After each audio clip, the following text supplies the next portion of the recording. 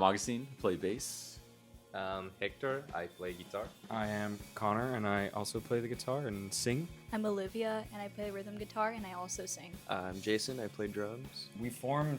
I released the EP as just like a solo thing back March of last year, but we didn't really get all the members in and gigging until about like August, September. So it hasn't been that long, actually. And our new member, Hector, only has been in the band for about a month now? Oh, Yeah, maybe less, A month actually. and a half? Less? Oh, well. What made you guys want to start the band together? Obviously you guys are friends, but is there something like you guys all musically have the same taste? Yeah, so I feel like we all kind of share similar interests. I feel like we all collectively like the Beatles, Smiths. I don't actually. Okay, well, but- we're just not. Don't say I'm that. more of a Rolling That Stones remains. girl. Yeah. Oh my. We had very similar ideas, and we just came together. And I feel like when we tried jamming, it just happened naturally, you know. I put out the EP. It was a 4-song EP, and I did it because I kind of had this inclination that I wanted to start a group. So I thought, well, I need to have like a business card or something. So I put out this little thing, and then I put up flyers around different universities and record stores or whatever. And so Liv was the first one to sort of audition, and I remember thinking like, I've got to sell this more because she's thinking it's already a band. So I go, oh yeah, don't even worry. Like we kind of have like a drummer lined up, and I've got a bassist lined up. Like don't even worry. Now Augustine and I are very, very close friends, and practically family at this point. But I had not mentioned it to him at all. But I had to sell it to her, so I was like, oh yeah, don't worry about it. You're just telling me this now? So she goes, okay, great. And then I go to Augustine, and I'm like, dude, yeah, we've got a guitarist, got a singer, we're working on a drummer. You have to join. If you don't, like you're messing the whole thing up. And so he goes, okay. And so we all come together and we all sit down and we go, great. Now we need a drummer. So like it was all based on smoke and mirrors, and that's how Jason got it. So Canonets are based on lies. Gosh, we went from doing nothing to, in the month of September, having 3 weekends in a row where it was like back to back to back. And then we were in the competition like right off the bat. So it really took off kind of like a rocket a little bit. What competition were you guys on? It was this local record company or / promoter wanted to do like a competition with the local bands of like the song of the summer, and we were in the top 2. And even though we didn't win the popular vote, they decided to give us both. So like the goal was like whoever won got their song on like a vinyl record compilation, which is really cool. And we didn't think we were. I mean, we had were just nervous. We didn't even have like 100 followers. No, we didn't. And we're going against people that had like 2K, 1K following. Yeah. So that was kind of like a really great indicator in the very, very beginning. Like, Yeah. oh, we kind of. Maybe we can do this after all. So you guys mentioned, obviously Olivia's not the biggest Beatles fan, but It's coming out now. Yeah. besides the Beatles, what would you guys say is like your biggest inspirations music-wise? I would say maybe like Smiths, Cure stuff. I was really, really into grunge, the grunge scene when I was in high school. I got into goth and dark wave, which is one of my biggest influences. I like kind of a dark, moody sound, so I think my personal biggest influence would probably be probably The Cure or My Bloody Valentine. Musical tastes kind of vary, I think. And I think it's more of like certain people doing very specific things and sort of picking out stuff to always like listen to or learn. The big influences for me in terms of guitar playing, I think, is going to be Johnny Marr from the Smiths, because he's very, very technical and precise. And so when I started playing and I kind of got into the Smiths, I was already sort of arpeggiating through chords, but he was doing it in a way that was so intricate that it kind of helped my skill sets move along a lot faster. Another one I think would probably have to be like Tony and the Jabronis. That was a pretty big one, I think, for us. But yeah, Beatles too, McCartney, Andy Rourke.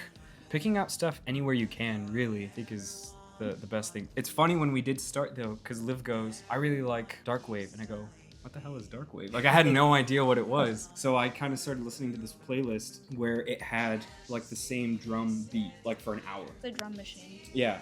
And I thought, okay, so I just took that tempo and I wrote a song, and it turned out being It's Later Than You Think. And that was the song that we won the competition with. So we were like, we got a little baby here. It's our it's our baby. Yeah. I have a lot too. I like a lot of alternative music. Big fan of the Beatles too. And I like Paul McCartney. But I like alternative music like Phoenix, MGMT, Tame Impala. I like music in Spanish like Hombres G, Caifanes, Enanitos Verdes. A lot of rock in Spanish. Yeah, so kind of going off what they said, Be the original. Beatles. But in Hardest recent years, I've challenge. kind of started to open up to like different styles of playing and just like different music styles. Funk has definitely influenced my style of playing. So has like R&B, a little bit of jazz every now and then. Kind of taking inspiration from where I can and trying to like implement it into my playing. As a band, what would you guys say is your biggest challenge or obstacle when it comes to making music or rehearsals, shows, etc.? I think it's our schedules, to be Yeah, I honest. was about to say being on time. Everyone's busy working and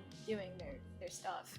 So I think that's the largest thing, is just time. But you know, like, you only get out of something as much as you put into it. So you have to carve out time to practice and to make things. And sometimes when you do that, when you're like, okay, I'm gonna set aside this time to do it, it doesn't really hit you then. Sometimes for me personally, ideas hit me at the most inconvenient times. When I'm in the shower or something, I can't like write down my ideas there. So for me, it's important to keep like a notebook or something on me, or text Connor immediately and be like, we have to talk about this idea. Are there times when you guys do run into the situation of creator's block? And if you do run into that issue, what are like some of the things that get you out of that funk? Like, are there any hobbies? You guys do something outside of music that kind of contribute to getting out of that funk? I think for me, the most important thing is to, for me personally, go out into nature, spend time away from my technology. If I'm out in the sun or I'm seeing a beautiful sunset, as cheesy as it sounds, it will bring things to my shut up. To me, it's kind of hard have a block, creative block, because now that we're in the band and those guys, we're bouncing ideas always. Like, Yeah. if I have an idea, I can tell Connor that look this, and he comes with a new idea too, and we're talking about, oh, we should do this and this other thing. But yeah, and I try to look for new ideas, not just in the music, like watching movies and reading books, trying to see like play something. You know, some other things I try to do is I'll write for someone else. I'll think of a song as like a gift. Like, if it was someone's birthday and I was going to give the song away to somebody that I really cared about, what would they like? What would they want to hear? And so it sort of pushes you in a little bit of a direction. We had a gig out in Cathedral City, which is like the desert. We did the gig, we woke up, checked out, drove all the way home like 2 hours, and Hex and I just were like, so we're gonna work. And we ended up cranking out a song right there. I mean, it's weird, but yeah, I mean, sometimes you get into those funks where, you know, you have that self-doubt. Do you guys ever question your decision to be part of the music industry? Did you guys ever think, like, while you're in college or whatever you're doing, like, throughout life, like, maybe music wasn't for you?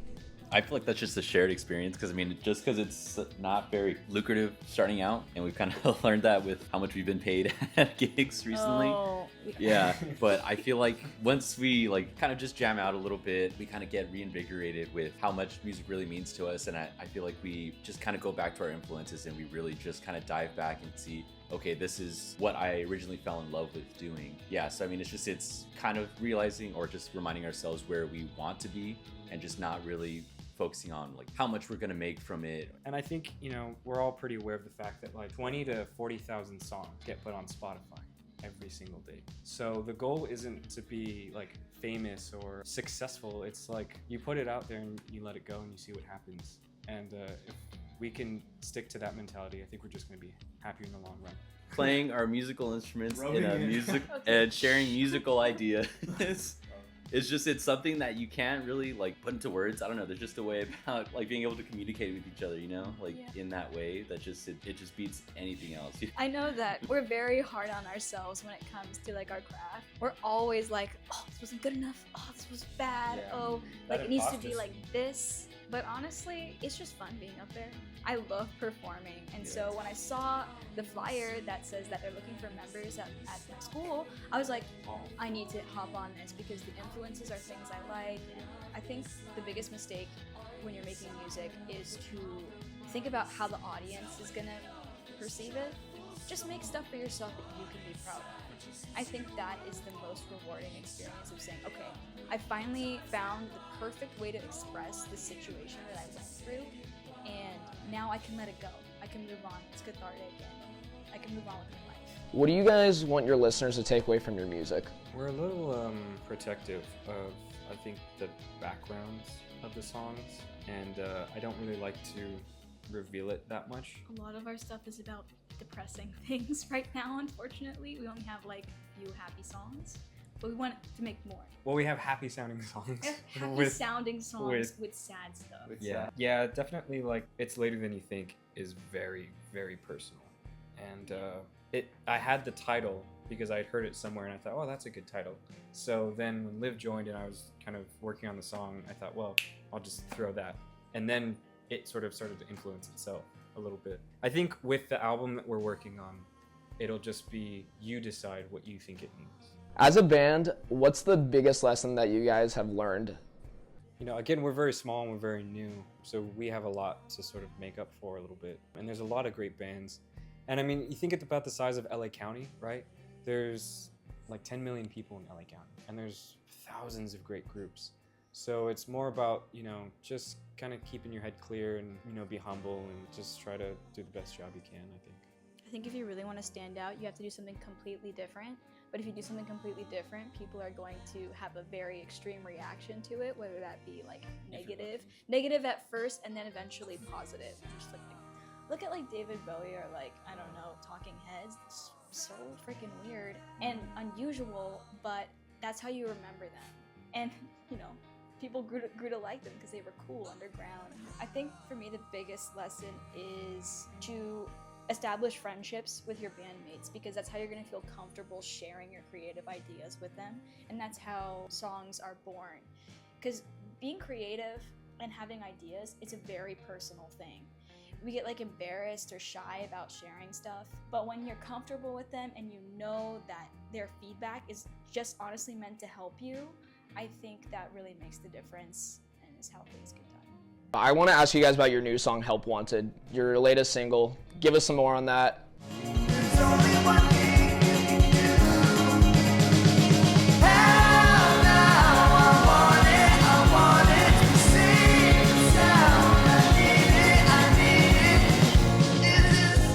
That was a tune that I had kind of made back in 2021, I think. It was kind of like being funny towards God a little bit, and just be like, is this too much on you? Is this too much to ask for? Just for a little bit of help. I can't decide what to do with my life. I don't want the easy way out, but I can't find the light. And that was almost like I was this character is mocking God in a way. Like, is it too much on you to help me? And then it's that harsh reality of, no, I'm really scared. And it's kind of like a prayer, like a confession, like I need help. But then the character sort of, again, kind of drops that and goes right back into being facetious a little bit and sarcastic. How has music changed your guys' life overall? I think music is everything. Actually, I feel like a movie at this moment, like, because I want to make music, yes or yes, and that's why I was looking for a band. I always used to play guitar, had my own bands, but I moved here like long time ago, so I was looking for flyers in my school to get into a band, and I found this band, and it was like, cool, that's what I want to do. I notice at this moment how blessed I am to know people who wants to make the same thing. So for sure, music, it's something that makes me feel motivated. I want to do always it's music. So for sure, is maybe the most important thing in my life. Yeah. How music has changed my life, I think, when I was like 5, I saw Back to the Future, and I saw like the Johnny Be Good thing. There it is. That's all you need. I was singing when I came out of the womb. I feel like I've been singing and doing music my whole life. Music for me has been healing. Just everything that I've gone through, whether it's been like a breakup or like losing a job or just losing somebody, having a bad day. Singing is the one thing in writing songs that always gets me to feel better. Whenever I'm having a bad day, if I just sing randomly, the words just come out, and I'm able to heal myself. If I didn't have music, I would be a very broken person, I think. And it's a great outlet for me. Instead of engaging in destructive behavior, I'm able to make something beautiful that can reach other people. Now we all look at Jason. Music rocks. Amen, bro. We are the Canonets. Jesus Christ, are we fucking practicing? Alright, 3, shush. 3, 2, 1. We are the Canonets, and this is Antidote 41. Oh, Christ. We are the Canonets. This is Antidote 41.